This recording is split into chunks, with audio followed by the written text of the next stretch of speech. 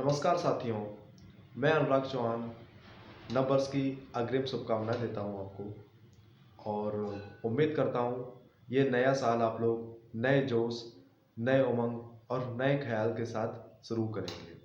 दोस्तों, इस वर्ष सोचना हम लोगों को ये है कि हम लोग हर वर्ष की भांति इस वर्ष सिर्फ कैलेंडर ही बदलेंगे या कैलेंडर के साथ साथ कुछ बदलाव अपने आप में भी लाएंगे। देखिए, समाज, समय और प्रकृति हमको बहुत कुछ सिखाती है।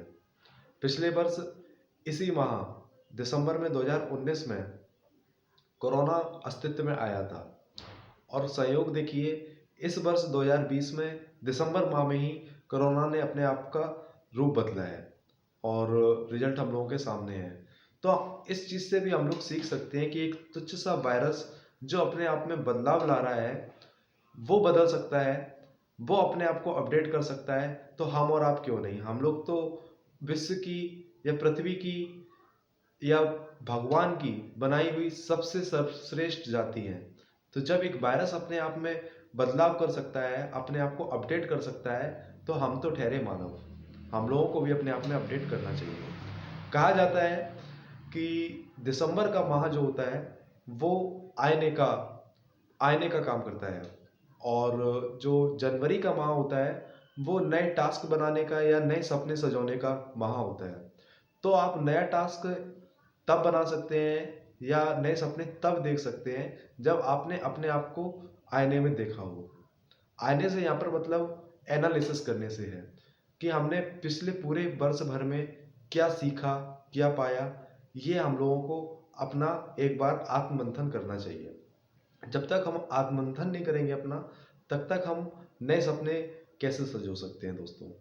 तो सबसे पहले नव वर्ष की शुरुआत करने से पहले हम लोगों को एक बार ये ज़रूर सोचना चाहिए कि पिछले एक वर्ष में हम लोगों ने क्या क्या किया, उनसे हम लोगों को क्या क्या प्लस पॉइंट मिले, क्या क्या माइनस पॉइंट मिले, किस चीज़ से हम लोगों को कितना लाभ हुआ, किस व्यक्ति से हम लोगों ने संपर्क साधे जो हम लोगों के जीवन के लिए हितकारी हुए, और क्या चीज़ें हमने ऐसी की जो हमारे जीवन के लिए या जो हमारे लिए समय वेस्टिंग रहा।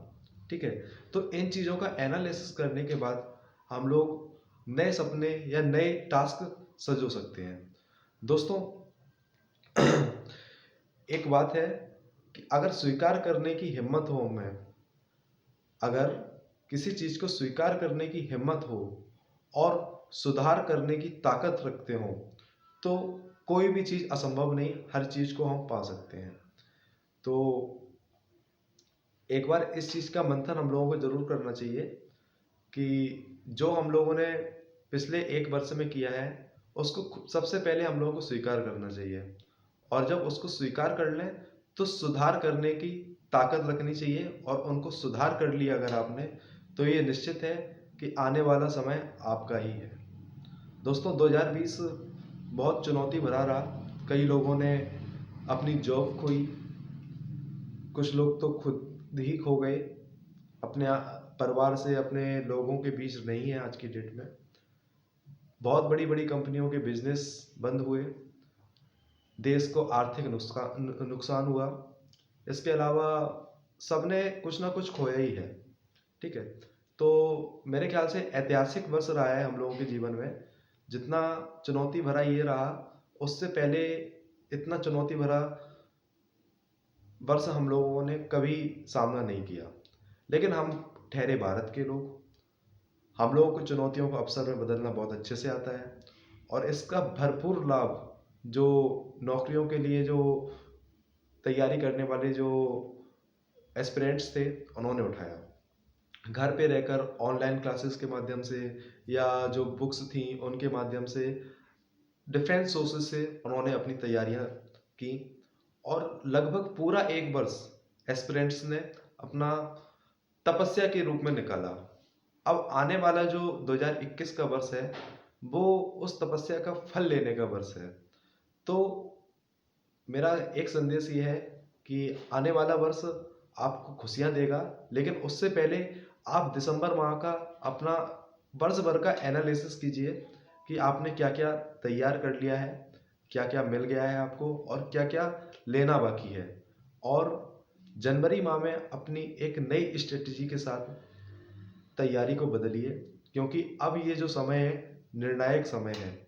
यहाँ पर आपको परीक्षा देनी है और जो आपने पिछले 1 वर्ष में जो तपस्या की है उसका फल प्राप्त करना है। तो पूरा एनालिसिस कीजिए, अच्छे से समझिए कहाँ पर आपका कौन सा सब्जेक्ट कमज़ोर है, क्या तैयारी करनी है, क्या चीज़ आपसे छूट गई है। जो छूट गया है उसको छोड़िए, जो पा लिया है उसको रिवीजन कीजिए और आगे बढ़िए। अगर समय रहता है परीक्षा में तो जो छूटी हुई चीज़ है उसको भी कहीं ना कहीं एडजस्ट कर कर कंप्लीट करने का प्रयास कीजिए। और निश्चिंत रहिए, परीक्षा सरकार कराएगी, जल्द कराएगी और उसमें आप बढ़ चढ़कर हिस्सा भी लेंगे।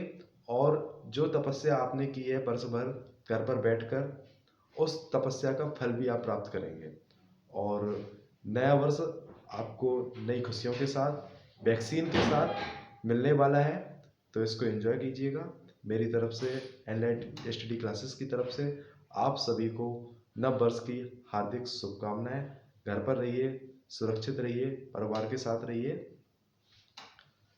नमस्कार।